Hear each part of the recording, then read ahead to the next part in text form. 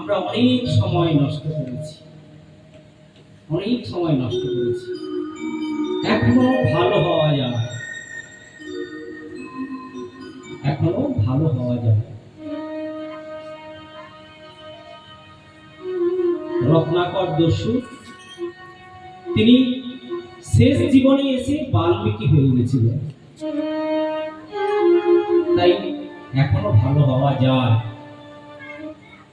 ভালো হওয়া যায়, চেষ্টা করতে হবে। যারা আমরা যেন সব সময় এই ভগবানের ছত্র ছায়ার মধ্যে থাকতে পারি।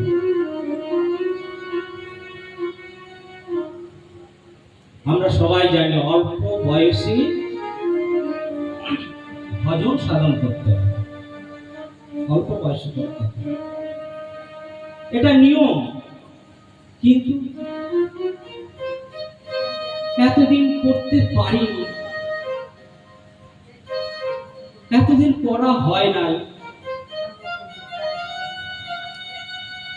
ভগবানের চরণে আসতে পারিনি,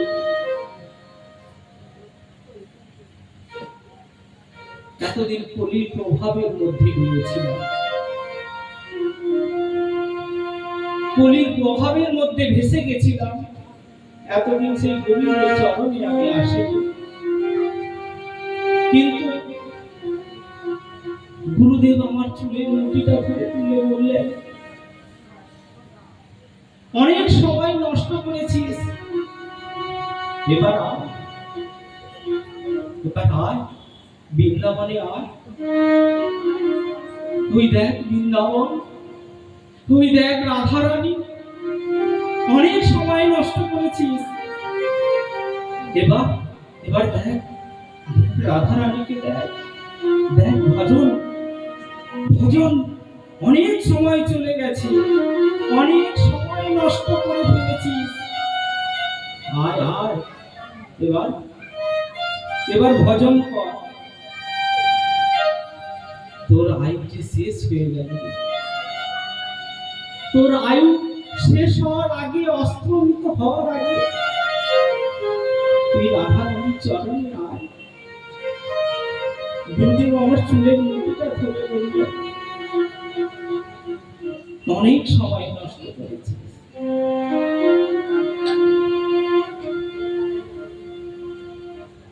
এক বুড়ো বাবা 90 বছর বয়সে এসে তিনি হরিনাম নিলেন। আমি জানি মঠের মধ্যে এসে হরিনাম নিয়েছেন 90 বছর বয়সে। বলছে, আচ্ছা মহারাজ, এখনো কি আমি রাধারানীকে পাবো? মৃত্যু তো আমার সামনে, রাধারানী কি আসে? বুড়ো বাবা যখন দেহ রাখেন, তার ছেলে পুলে নাতি নাতি বলছে,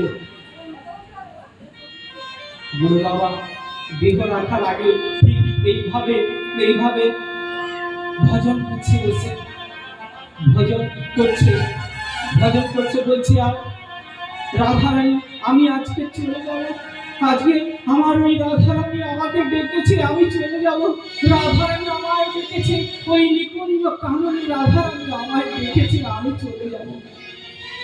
ব্যাস এইভাবে বুড়ো বাবার দেহ রাখলেন। এখন কথা হলো, বুড়ো বাবা 4 বছর ভজন করেছিলেন। ওই 4 বছর ভজন করে তিনি যা পেয়েছিলেন, আমরা কিন্তু তা পাইনি, আমরা তা পাইনি। ওই বুড়ো বাবা 4 বছর ভজন করে যা পেয়েছিলেন, আমরা তা পাইনি। উনি কথা বলছেন, আমরা 84 লক্ষ জমি ভ্রমণ করেছি, কতবার এসেছি, কতবার গেছি, কখনো পশু পক্ষী হয়ে জন্মগ্রহণ করেছি, কতবার এসেছি গেছি, কিন্তু তখন আমি জানতাম না আসার কারণ কি, যাওয়ার কারণ কি, আমি কিছুই জানতাম না। এখন এখন বুঝে গেছি কেন আসলাম, কেন যাব, কোথায় যাব। ব্যাস একটা কথা বলি, একটা ছাত্রী যদি সে ভেবে নেয় আমার কাছে পড়াশোনা ছাড়া আর কিছু নাই, কিছু নাই, কিছু নাই, পড়াশোনা আর আমি, একটা ছাত্র যদি বুঝে নেয় একটা পড়াশোনা আর আমি, আর আমার সামনে কিছু নাই, কিছু নাই, না আছে হোয়াটসঅ্যাপ, না আছে ফেসবুক, না আছে টুইটার, না আছে গেম খেলা, শুধু আমার সামনে পড়াশোনা আর আমি, একটা ছাত্র যদি ভেবে নেয়, বুঝে নেয়, তার সফলতা যেমন কেউ আটকাতে পারে না, তেমনি একটা সাধক যদি বুঝে নেয় আমার কাছে রাধা রানী ছাড়া আর কিছু নেই, গোবিন্দ ছাড়া আর কিছু নেই, তাহলে তার সফলতা কখনো কেউ আটকাতে পারবে না। নিতাই গৌর প্রেমানন্দে।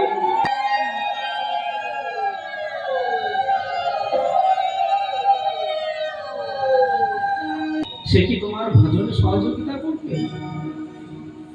তোমার পাশে কে আছে সে কি তোমাকে ভজনে সহযোগিতা করবে? রাধা রানীকে পাওয়ার জন্য সে তোমাকে সহযোগিতা করবে? যে তোমার অনুকূল, যে তোমার অনুকূল, তাকে তুমি অ্যাকসেপ্ট করো, গ্রহণ করো, তাকে তাকে তোমার বন্ধু করো। যে তোমার প্রতিকূল, যে তোমাকে ভজনে সহযোগিতা করবে না, ওই গেম খেলায় সহযোগিতা করবে, তাকে অ্যাকসেপ্ট করো না, তাকে রিজেক্ট করো, তাকে ত্যাগ করো। ব্যাস, ভজন শুরু, আপনার ভজন শুরু হয়ে যাবে। ভজন শুরু, ভক্তি শুরু। মন থেকে নিজেকে প্রশ্ন করবেন, আরে আমি তো একাদশী ব্রত করছি, প্রতি একাদশীতে মঠে আসছি, সাধু সঙ্গ করছি, বৈষ্ণব সঙ্গ করছি, আমি কি ভজন শুরু করেছি?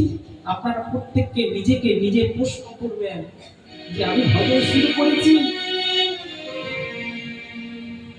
আমি আমি না, আমি প্রত্যেকদিন সকালে একদম সকালে স্নান করে তিলক সেবা করে মনে মনে প্রশ্ন করি, আবার আমার আমার আমি আমার নিজেকে প্রশ্ন করি, প্রভু আমি কি ভজন শুরু করেছি? আমি ভজন শুরু করেছি না শুধু আমার এই বেশভূষা শুধু সাধারণ মানুষকে দেখানোর জন্য, ভক্তকে দেখানোর জন্য? আমি সত্যি বলছি, আমার হৃদয়টা কেঁপে ওঠে, আমি কি ভজন শুরু করেছি? রোজ জিজ্ঞাসা করি,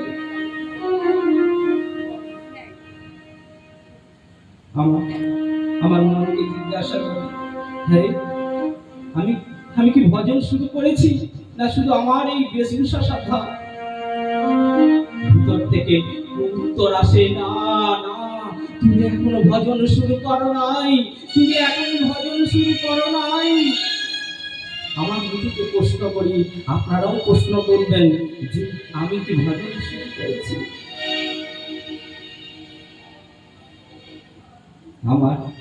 আমার এই দেহটা একটা ছোট্ট নৌকা, আপনাদের দেহটা একটা ছোট্ট নৌকা, একটা পাল তোলা নৌকা। সেটা যদি ওই গুরুদেবের মতো প্রশান্ত মহাপুরুষের সঙ্গে যদি লাগানো থাকে না, যত কষ্ট হোক, দুঃখ হোক, পারে পেরিয়ে যাবে, ওপারে চলে যাবে, ওপারে পাড়ি দিয়ে দিবে। এই দেহতলিটা যদি ওই প্রশান্ত মহাপুরুষ গুরুদেবের সঙ্গে যদি লাগানো থাকে, এর জন্য বারবার বলি, হে প্রশান্ত মহাপুরুষ, হে গুরুদেব, আমাকে আমাকে তোমার চরণের সঙ্গে বেঁধে নাও গুরুদেব, আমাকে তোমার চরণের সঙ্গে বেঁধে নাও। আমার এই দেহটা না বইতে পারে হাত, আমার এই দেহটা না বইতে পারে হাত। কি বড় বড় ঢেউ, উথাল পাথাল ঢেউ, এই উথাল পাথাল ঢেউর মধ্যে আমার স্বার্থ নাই। কামনা বাসনার লোভ লালসার বড় বড় ঢেউ, সংসার সমুদ্রের ঢেউ আমি তো বলতে পারি না গুরুদেব, আমার বর সাধ্য নেই, আমার বর সাধ্য নেই। ওগো গুরুদেব, আমাকে তোমার চরণের সঙ্গে বেঁধে নাও, আমাকে তোমার চরণের সঙ্গে বেঁধে নাও, আমাকে তোমার চরণের সঙ্গে বেঁধে দিতেই হবে গুরুদেব, আমাকে তোমার চরণের সঙ্গে বেঁধে নিতে হবে। ব্যাস, ভজন শুরু, সাধন শুরু, ভক্তি শুরু। এবার ওপারে চলে যেতে আর কোনো ভয় নেই। ওপারে ঠিক এই দেহ তরিটা ঠিক চলে যাবে দেহরথ। দেহরথকে প্রশ্ন করছে, আরে তোর দেহটা যদি মানুষের মতো হতো, দেহটা যদি মানুষের মতো মুখ হতো, মানুষের মতো হাত হতো, তাহলে তুই অচিরেই বৃন্দাবনে গিয়ে ভজন করতিস, তুই অচিরে বৃন্দাবনে গিয়ে ভজন করতিস। এখন প্রশ্ন হলো, তাহলে আমাদের মুখটা কি মুখ নয়, আমাদের এই হাতটা কি হাত নয়, আমাদের চোখটা কি চোখ নয়? বলছে হ্যাঁ। বলছে না, আমাদের হাতটা হাত নয়। যদি ওটা মানুষের হাত হতো, মনুষ্যত্বের হাত হতো, আমাদের হাতটা হাত নয়। আর আমাদের কানটা যদি কান হতো, বিবেকবান পুরুষের কান হতো, বিবেকবান পুরুষের কান হতো, তাহলে কান হলে কি হতো? কারোর ব্যথা, কারোর কথা সব কিন্তু কানে আসতো। আর আমার রাধা রানীর কথা, বিশেষ করে আমার রাধা রানীর কথা তো আমাদের কানে আসতো, কারণ তিনি কৃপাময়, তিনি কৃপা করে আমাদেরকে এই জগৎ সংসারের মধ্যে পাঠিয়েছে। তাই যে হৃদয় মলিন হয়ে যায় যে কথায়, যে রাধারানীর কথা হৃদয় মলিন হয়ে যায়, সেই কথা তো আমরা শ্রবণ করি না। বলছে কানটা আর মনুষ্যত্বের কান নয়, এটা কার কান হয়ে গেছে? মনুষ্যত্বের কান হলে কি হতো? গুণবির, দুঃখ, কষ্ট, বেদনা সমস্ত কিছু আমার এই কর্মের মধ্যে আসতো, কিন্তু এটা মনুষ্যত্বের কান নয়, এটা কার কান হয়ে গেছে? বুঝছে অন্ধ ধৃতরাষ্ট্র, অন্ধ ধৃতরাষ্ট্রের মতো কান হয়ে গেছে। অন্ধ ধৃতরাষ্ট্র চোখে দেখতে পায় না, কি করছে? দ্রৌপদীকে টানতে টানতে দুঃশাসন ঘরের বাইর থেকে বের করে নিয়ে আসছে। চিৎকার করে কাঁদছে দ্রৌপদী, বাঁচাও বাঁচাও, কে আছো বাঁচাও। কিন্তু একটা নারীর মর্যাদাকে রক্ষা করার জন্য কেউ এগিয়ে আসছে না। মহাভারতের এমন করুণ পরিস্থিতি, একটা নারীর মর্যাদাকে রক্ষা করার জন্য কেউ এগিয়ে আসছে না। দুঃশাসন ওই চুলের মুঠি ধরে টানতে টানতে দ্রৌপদীকে একেবারে ঘরের বাইরে নিয়ে আসছে। একটু পরে তাকে বিবস্ত্র করা হবে, একটু পরে তার বস্ত্র হরণ করা হবে।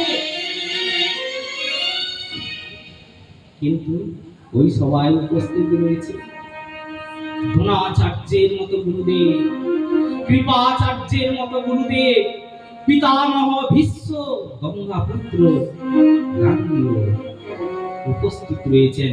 কিন্তু কেউ একটা প্রতিবাদ করছে না, কেউ একটা প্রতিবাদ করছে না। কি দুর্ভাগ্য, একটা নারীর মর্যাদাকে রক্ষা করার জন্য কেউ এগিয়ে আসছে না। আর অন্ধকারের ভিতরে আসছে, তুমি দেখতে পাচ্ছ না, মেনে নিলাম তুমি দেখতে পাচ্ছ না, কিন্তু তুমি তো শুনতে পাচ্ছ।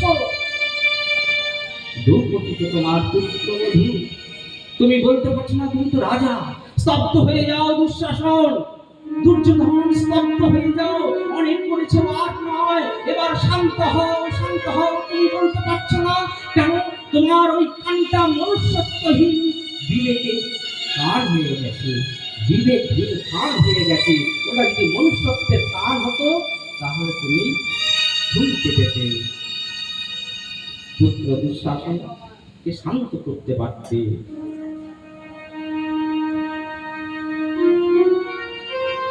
অন্ধ মানুষের চোখে যেমন দেখতে পায় না, তেমনি তেমনি তুমি, তোমার ওই কান, তোমার ওই মুখ বাকরুদ্ধ হয়ে গেছে, তুমি বলতে পারছো না। কারণ কি? অধিক পুত্র স্নেহ, তুমি অধিক পুত্রকে ভালোবাসো, অধিক লোভ লালসায়, অধিক পুত্র স্নেহ, তাই তোমার কানটা একেবারে বাকরুদ্ধ হয়ে গেছে। মনুষ্যত্বহীন মানুষের কান হয়ে গেছে তোমার কানটা।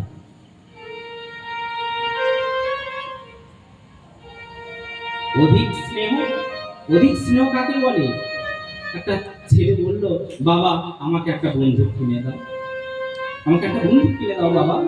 একটা বন্দুক কিনে দিল বাবা। বললো, বাবা ওই ছেলেটা না আমাকে স্কুলে মেরেছে, আমি কিন্তু ওকে মারবো, আমি ওকে মারবো, ও আমাকে মেরেছে। মা বলল, বাবা বললো, ঠিক আছে, তুই সবসময় মার খাবি কেন, তুইও মেরে দিবি। দেখুন একটা সন্তানকে কেমন মারার ফুল বানাচ্ছে। এটা হচ্ছে অধিক স্নেহ, অধিক স্নেহ।